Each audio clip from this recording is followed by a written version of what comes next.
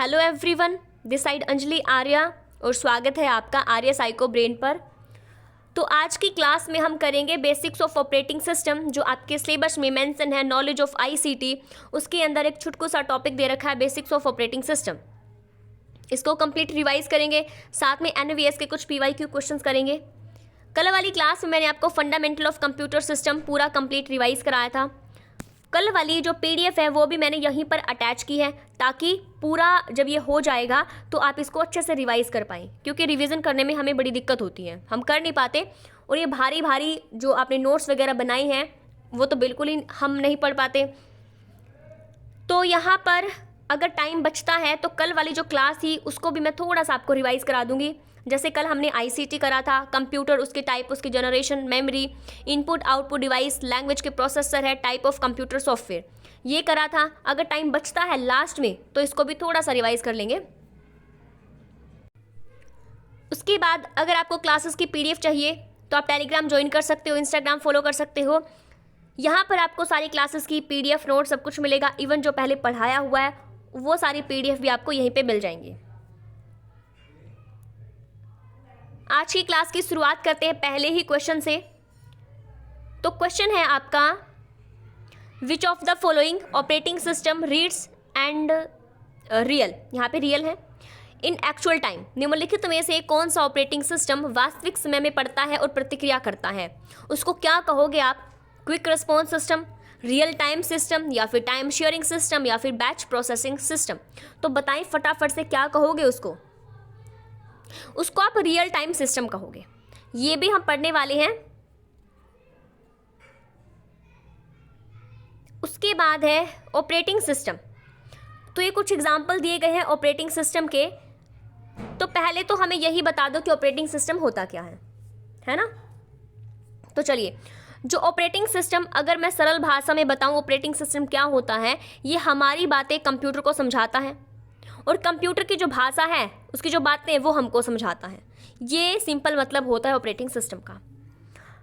यहाँ पर जो ऑपरेटिंग सिस्टम है वो किसका टाइप है? सिस्टम सॉफ्टवेयर का। कल वाली क्लास में बात की थी, बिल्कुल करी थी। जो यूज़र को, मतलब कि आपको, और जो कंप्यूटर का हार्डवेयर है उसके बीच में एक इंटरफेस का काम करता है ये ऑपरेटिंग सिस्टम। बिना ऑपरेटिंग सिस्टम के आप किसी भी एप्लीकेशन सॉफ्टवेयर को नहीं चला सकते। एप्लीकेशन सॉफ्टवेयर होती है जो आप प्ले स्टोर से डाउनलोड करते हो, उस एप्लीकेशन को नहीं चला सकते किसके बिना? ऑपरेटिंग सिस्टम के बिना।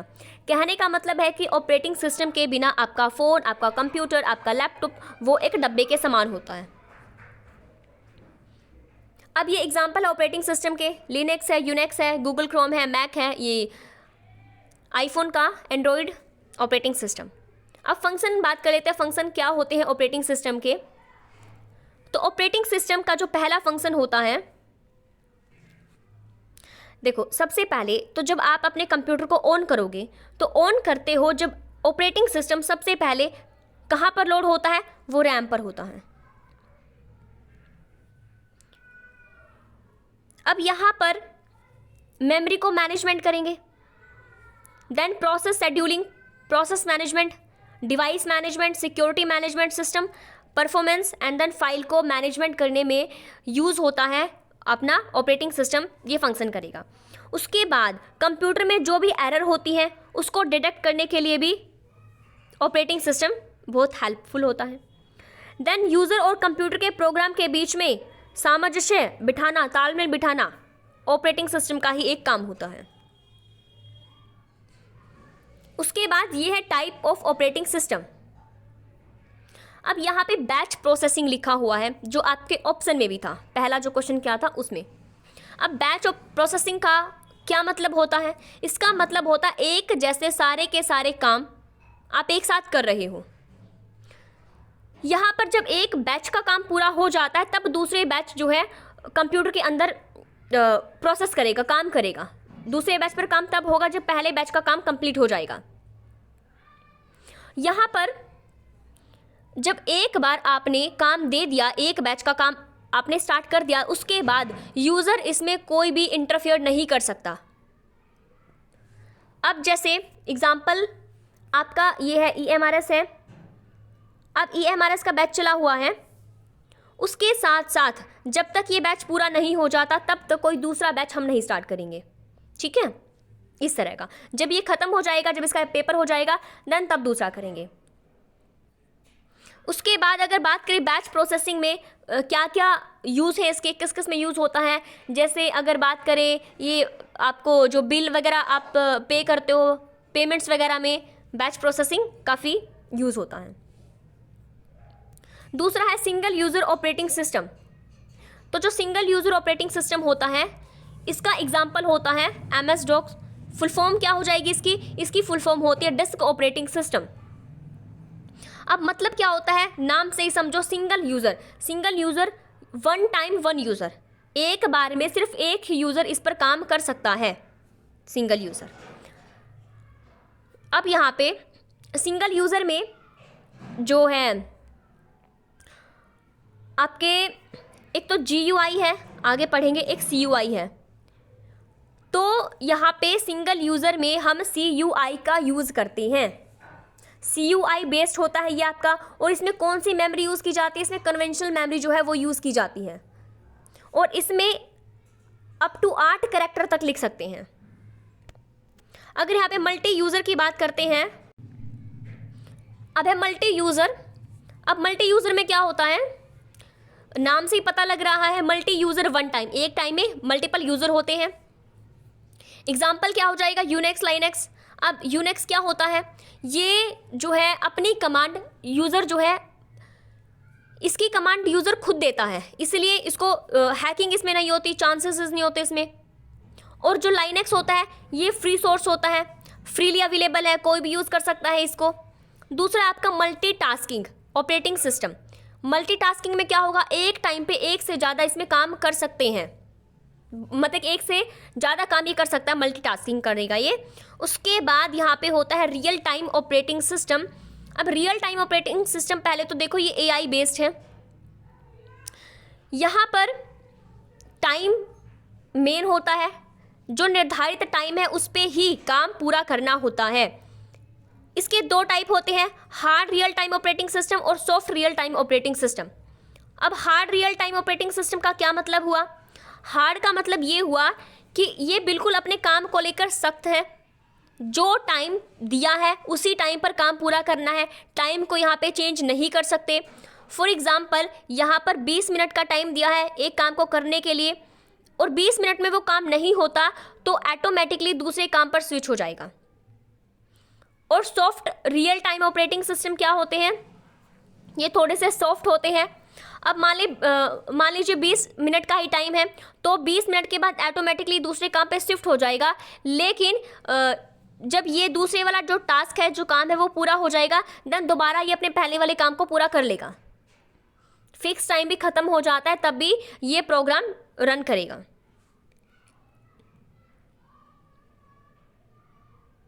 अब होते हैं आपके क्वेश्चन आ गया है। क्वेश्चन कहता है the primary purpose of an operating system.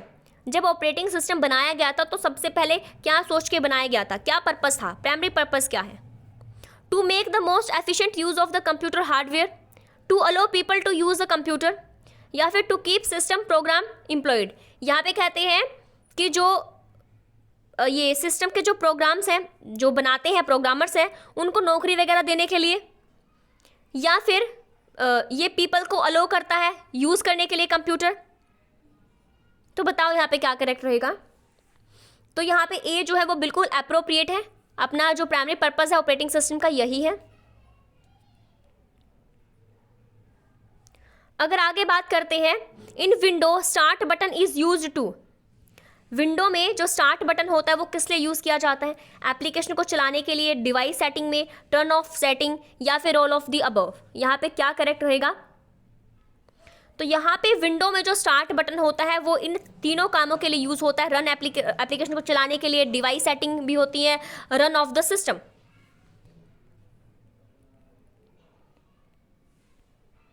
अब ये है यूज़र इंटरफेस। अब यूज़र इंटरफेस आपका दो टाइप का होता है, GUI और आपका CUI। GUI का मतलब क्या होता है? इसका मतलब होता है ग्राफिकल यूज़र इंटरफेस। CUI का मतलब क्या होता है? Character user interface.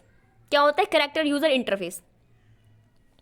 अब यहाँ पर जो GUI है, यहाँ पे आपके आइकन्स होते हैं। क्या होते हैं? आइकन होते हैं। जो जैसे कि यूट्यूब है, उसका एक आइकन है। अब छोटे छोटे बच्चे क्या करते हैं, उस आइकन को देख के अपने आप क्लिक कर लेते हैं। उन्हें दिखता नहीं है, मतलब कि वो पढ़ना नहीं जानते, लेकिन फिर भी कोई भी आइकन उन्हें खोलना होता है। जैसे गैलरी खोलनी होती है, उसकी फ़ोटो देख के वो खोल लेंगे, तो वो होता है ग्राफिकल यूज़र इंटरफेस। अब यहाँ पे CUI क्या होता है? Character user interface. और ये जो है डॉक्स, इसमें यूज़ किया जाता है। अब जो ये करेक्टर यूज़र इंटरफेस में क्या होता है, इसमें कमांड खुद लिखनी पड़ती है। क्या करनी पड़ती है? कमांड इसमें लिखनी पड़ती है। और ये कहाँ पाया जाता है? ये यूनिक्स में पाया जाता है। और आपका जो सिंगल यूज़र ऑपरेटिंग सिस्टम है, उसमें भी यही CUI का यूज़ किया जाता है।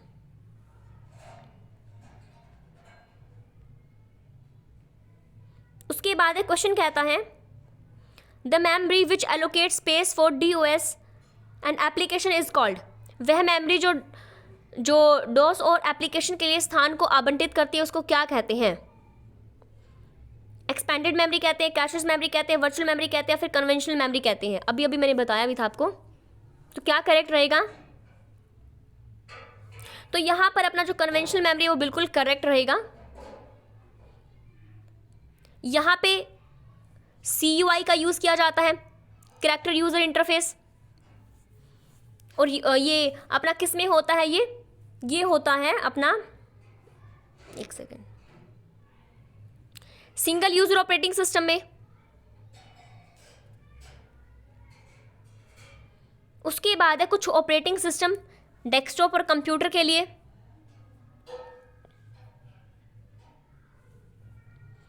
अब यहाँ पर एग्जाम्पल से ही क्वेश्चन आता है, जैसे माइक्रोसॉफ्ट विंडो है, एप्पल का है, मैक, उबुंटू है, लाइनेक्स है, फिडोरा है। ये सारे के सारे किसके लिए है? ये आपके डेस्कटॉप के लिए है ऑपरेटिंग सिस्टम।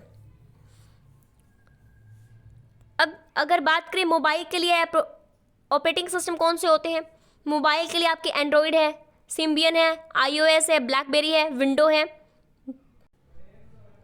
अब यहाँ पर एक एक करके समझते हैं। अगर बात करते हैं पहले यूनिक्स की,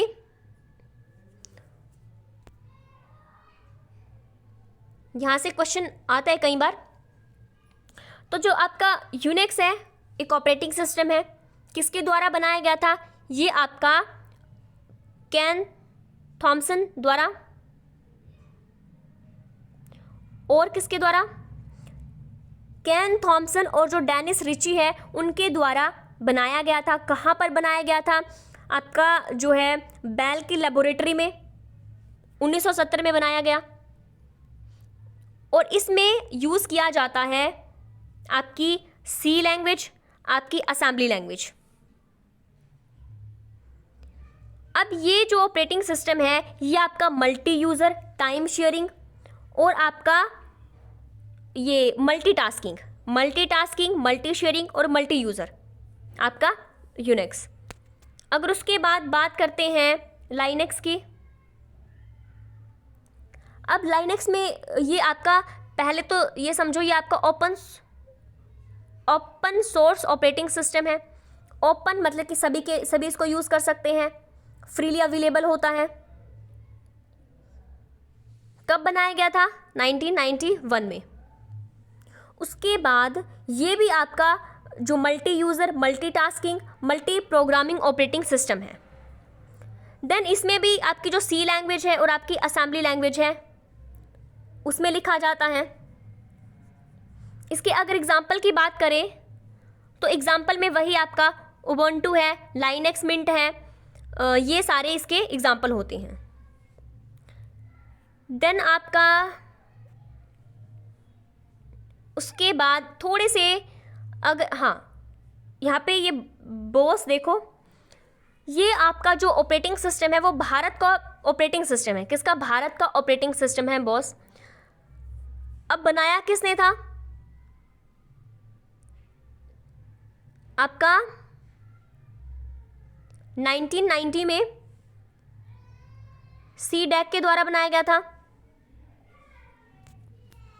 अगर मैं बात करूं अपना जो सुपर कंप्यूटर था, परम परम और परम सिद्धि जो है वो भी इसी ने बनाई है। नाम क्या है, इस फुल फॉर्म क्या हो जाएगी इसकी, CDAC। इसकी फुल फॉर्म होती है centre for development advanced computing. अगर बात करें मोबाइल के ऑपरेटिंग सिस्टम की, तो मोबाइल का जो ऑपरेटिंग सिस्टम होता है, फॉर एग्जांपल एंड्रॉयड है, कब बनाया था, 2007। किसके द्वारा बनाया गया था, गूगल के द्वारा। अब ये जो एंड्रॉयड है ये अपने सारे के सारे नाम जो है स्वीट डिस्क के ऊपर रखता है। तो अगर सबसे पहले ऑपरेटिंग सिस्टम की बात करें एंड्रॉयड का, तो वो आपका कपकेक। अब अगर एग्जाम्पल पूछा जाए आपसे पेपर में, जो भी स्वीट डिश से रिलेटेड है वो एंड्रॉयड के ही होंगे ऑपरेटिंग सिस्टम। उसके बाद जो सेकंड है आपका सिम्बियन, ये भी किसका है, मोबाइल में यूज होने वाला है। 2012 में सिम्बियन लिमिटेड कंपनी के द्वारा इसको बनाया गया था, जो आपके सोनी के थे। सोनी है, नोकिया जो आजकल नहीं चलते हैं, वो भी इन्हीं के द्वारा बनाए गए थे, सैमसंग इवन। उसके बाद अपना जो iOS है ये एप्पल का है और एप्पल कंपनी के द्वारा ये बनाया गया है। ब्लैकबेरी जो है आजकल तो यूज़ नहीं होता, ब्लैकबेरी के फ़ोन आते थे, उसमें देखा होगा आपने। तो ये किसके हैं, ये मोबाइल में यूज़ होने वाले ऑपरेटिंग सिस्टम है। उसके बाद क्वेश्चन है आपका the number of character contain in primary name. तो यहाँ पे जो आपके नंबर बताने हैं, जो कैरेक्टर ये बात कर रहे हैं यहाँ पे CUI की। CUI character user interface. तो इसमें आप अप टू 8 कैरेक्टर तक लिख सकते हो।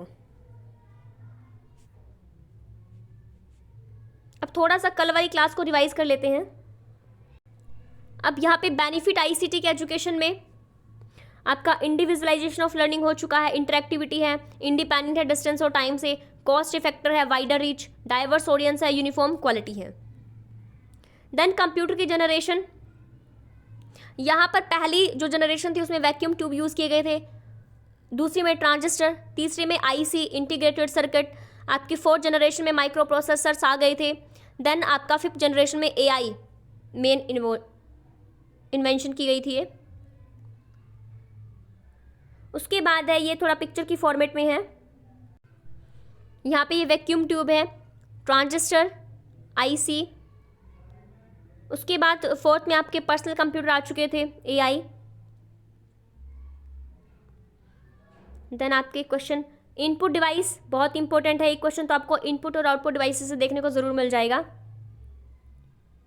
जैसे आपके इनपुट में आपके ग्राफिकल टैबलेट है, video capture hardware, track ball, bar code reader है, डिजिटल कैमरा, कीबोर्ड, ये सारे जो आपका ये जॉयस्टिक है, कीबोर्ड है, माइक्रोफोन है, OMR, OCR, पंच कार्ड, ये सारे किसके हैं, इनपुट डिवाइस के। MICR magnetic ink character reader, जो आपका बैंकिंग में ज़्यादा यूज़ होता है।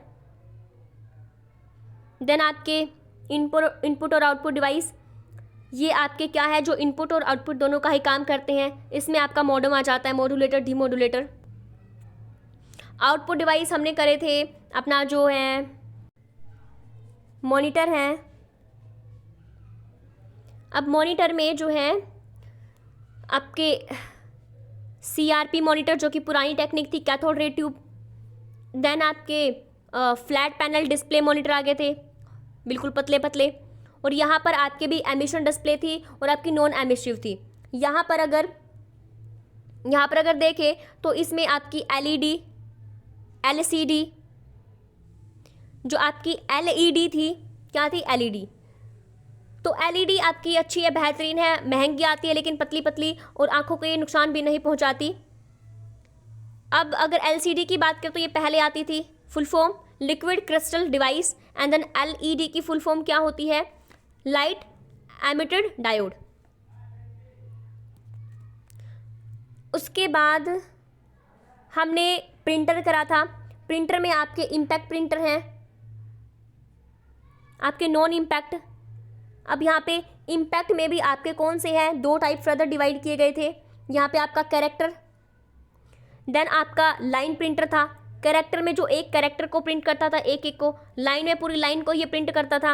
अब कैरेक्टर के भी फर्दर दो टाइप्स थे, आपका डॉट मैट्रिक्स था और डेजी व्हील था। डॉट मैट्रिक्स आपका डेली यूज़ में होता था और जो डेजी व्हील था ये बहुत ज़्यादा टाइम लेता था, इसलिए डेली यूज़ में इसको यूज़ नहीं कर सकते थे। लाइन प्रिंटर जो है उसके भी फर्दर दो टाइप्स थे, आपका जो है ड्रम प्रिंटर था एंड आपका चैन प्रिंटर था। अब अगर बात करें हम नॉन इम्पैक्ट की, तो नॉन इम्पैक्ट में आपका क्या था, लेज़र प्रिंटर था और आपका था इंक जेट वाला। लेज़र प्रिंटर में क्या यूज़ होता था, टोनर। इंक में आपकी इंक यूज़ होती थी। अब ये थोड़ा सा ज़्यादा डेंजरस हो जाता है टोनर आपके लिए।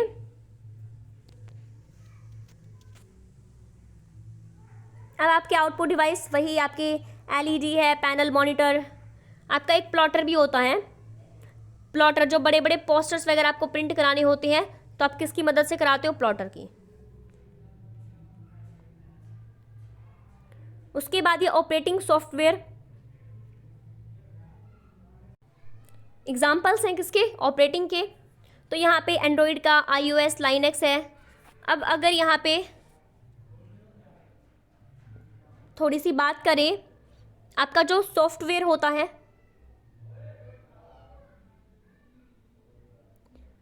अब यहाँ पे जो सॉफ्टवेयर है उसके ही टाइप होते हैं। पहला आपका ऑपरेटिंग सिस्टम है, दूसरा आपका लैंग्वेज को जो प्रोसेसर होते हैं, लैंग्वेज प्रोसेसर। देन आपका आपका जो लिंकर है, लिंकर लोडर। उसके बाद आपका जो BIOS, basic input output system. अब यहाँ पर ये आपके, अगर हम सॉफ्टवेयर में ही बात करें तो आपके एप्लीकेशन सॉफ्टवेयर होते हैं, आपके यूटिलिटी सॉफ्टवेयर होते हैं। पहले इसकी बात कर लेते हैं। ऑपरेटिंग सिस्टम अभी हमने पढ़ा, कंप्यूटर के जितने भी कंपोनेंट्स होते हैं उनको जोड़ के रखता है आपस में। लैंग्वेज प्रोसेसर वही आपका machine language, assembly language, high level language, interpreter, compiler, ये सारे। अगर मैं बात करती हूँ लिंकर और लोडर की, तो लिंकर और लोडर में क्या होता है, लिंकर जो है फाइल को आपस में जोड़ के रखता है और जो लोडर होता है वो फाइल को रैम में लोड या उसको चलाने में हेल्प करता है। Basic input output system, application जब आपको ज़रूरत होती है आप डाउनलोड कर लेते हो, जब आपको ज़रूरत नहीं होती तो आप उसको अनइंस्टॉल कर देते हो। अब यहाँ पर एप्लीकेशन जो सॉफ्टवेयर होते हैं उसमें भी आपके क्या होते हैं, जनरल पर्पस और स्पेशल पर्पस होते हैं। अगर यूटिलिटी की बात करें तो यूटिलिटी में क्या होता है, ये जो सॉफ्टवेयर होते हैं इनको आप खोल कर नहीं देखते इनके अंदर क्या है, ठीक है। यूटिलिटी ये मेनली बात करता है किसकी, कंप्यूटर की मेंटेनेंस के लिए। कंप्यूटर की मेंटेनेंस के लिए काम करेगा ये। एग्जाम्पल की अगर बात करें, जैसे कि एंटीवायरस है, खुद ब खुद जानता है अपना काम, आपको बताने की ज़रूरत नहीं है। अगर बैकअप लेना है आपको तो भी यूज़ किया जाता है यूटिलिटी सॉफ्टवेयर। अगर बात करें डिस्क फॉर्मेटिंग की, डिस्क फॉर्मेटिंग में भी यूज़ किया जाता है इसी को। तो ये आपके यूटिलिटी सॉफ्टवेयर होते हैं।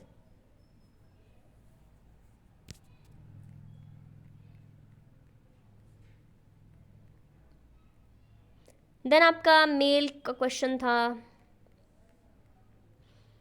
आपके ट्रांसलेटर वही, असेंबलर क्या करता है, मशीन लैंग्वेज को, ये जो असेंबली लैंग्वेज को मशीन लैंग्वेज में कन्वर्ट करता है। कंपाइलर क्या करता है, हाई लेवल लैंग्वेज को मशीन लैंग्वेज में कन्वर्ट करता है। इंटरप्रेटर भी हाई लेवल लैंग्वेज को मशीन लैंग्वेज में कन्वर्ट करते हैं। जो कंपाइलर होता है वो एक साथ करता है और इंटरप्रेटर लाइन बाय लाइन करता है। जब लाइन बाय लाइन करता है तो इसमें जो डीबगिंग होती है वो भी फास्ट होती है, मतलब एरर जो है वो जल्दी से रिमूव हो जाएंगे। कंपाइलर क्या करता है, इसमें डिबग स्लो होता है, एक साथ करेगा तो डिबग भी स्लो होगा। अगर यहाँ पे बात करें लैंग्वेज की, तो जैसे कि आपका सी है, C++ है, जावा, इसमें यूज़ किया जाता है। देन अगर मैं बात करती हूँ 0 व 1, इसी को समझता है कंप्यूटर। 0 आपका अब्सेंस है इलेक्ट्रिकल पल्स, और 1 क्या होता है, प्रेजेंट आपका इलेक्ट्रिकल पल्स होता है यहाँ पे। और आपका कंप्यूटर की मेमोरी, तो यहाँ पे जो कंप्यूटर की मेमोरी है, प्राइमरी होती है, सेकेंडरी होती है, कैशेस मेमोरी होती है। प्राइमरी में आपके रैम है, स्टैटिक मेमोरी है। रैम के टाइप होते हैं स्टैटिक और डायनेमिक। रोम के पार्ट होते हैं प्रोम, ई प्रोम और ई प्रोम। यहाँ पे अगर बात करते हैं रैम की, तो रैम कौन सी होती है आपकी, वोलेटाइल होती है, अस्थायी होती है। जो रोम होती है वो नॉन वोलेटाइल, स्थायी होती है। स्टैटिक में क्या होता है, स्टैटिक में ये ठीक होती है, बिल्कुल स्थिर होती है, फास्ट स्पीड होती है इसको, और बार बार इसको रिफ्रेश नहीं करना पड़ता। डायनेमिक जो है वो डगमगा जाती है, यहाँ पर इसको बार बार रिफ्रेश करने की ज़रूरत पड़ती है। अब जो रोम है, रोम मेनली आपकी बूटिंग प्रोसेस में यूज़ होती है, लेकिन जब यूटिलिटी सॉफ्टवेयर ही नहीं होगा तो आप कैसे बूटिंग प्रोसेस करोगे। यहाँ पे जो प्रोम होता है, यहाँ पे प्रोग्रामेबल रीड ओनली मेमोरी। एक बार प्रोग्राम जो मैन्युफैक्चरर ने बना दिया उसके बाद आप उसको रिमूव नहीं कर सकते, जो लिखा है बस उसी से काम चलाओ। ई प्रोम में इलेक्ट्रिकली यूवी रेस की सहायता से आप रिमूव कर सकते हो। ई प्रोम क्या होता है आपका, इलेक्ट्रिकली इरेजेबल, इलेक्ट्रिकल तरीके से आप इरेज कर सकते हो। अगर यहाँ पे बात करते हैं इसका ही थोड़ा सा रिवाइज वर्जन, आपकी फ्लैशेस मेमोरी। अब यहाँ पे फ्लैशेस मेमोरी में एक क्वेश्चन है आपसे, क्वेश्चन ये है कि जो रैम है और रोम है, रैम और रोम में दोनों ही, जो रैम और रोम दोनों के गुण किस में होते हैं, तो वो आपके फ्लैशेस मेमोरी में ही होते हैं। रैम के और रोम के दोनों ही गुण इसमें होंगे। अब मेनली जो काम होता है रोम का, ये बूटिंग प्रोसेस में होता है। बूटिंग प्रोसेस आपकी कोल्ड बूटिंग और वार्म बूटिंग बताने की ज़रूरत नहीं है। कोल्ड बूटिंग को आप क्या कहते हो, क्या कहते हो, हार्ड बूटिंग के नाम से भी जानते हो, और वार्म बूटिंग आपकी सॉफ्ट बूटिंग के नाम से भी आप जानते हो।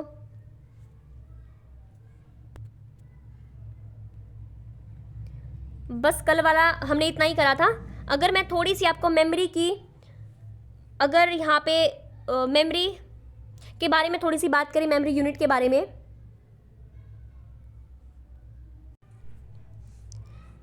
पहले आपका MB होता है, MB, then GB, then TB, then आपका PB होता है, देन EB,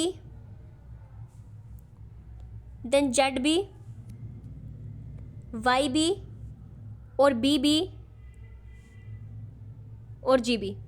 ये आपकी मेमोरी के मेजरमेंट यूनिट होती है। सीक्वेंस का क्वेश्चन यहाँ से बन सकता है। पहले आपका क्या होता है, पहले आपका मेगाबाइट, गीगाबाइट, टेराबाइट, पेटाबाइट, आपका ये होता है आपका एक्साबाइट, ये होता है आपका जेटाबाइट, ये योटाबाइट, ये ब्रोनोबाइट और ये जियोबाइट। तो सीक्वेंस से यहाँ से क्वेश्चन बन सकता है, चांसेस हैं। तो आज की क्लास को करते हैं यहीं से ख़त्म। अगर आपको वीडियो अच्छी लगे तो लाइक शेयर सब्सक्राइब कर दीजिएगा, और तब तक के लिए हंसते रहे, मुस्कुराते रहे, खुश रहे और अपने एग्जाम की तैयारी करते रहें। Thanks for watching.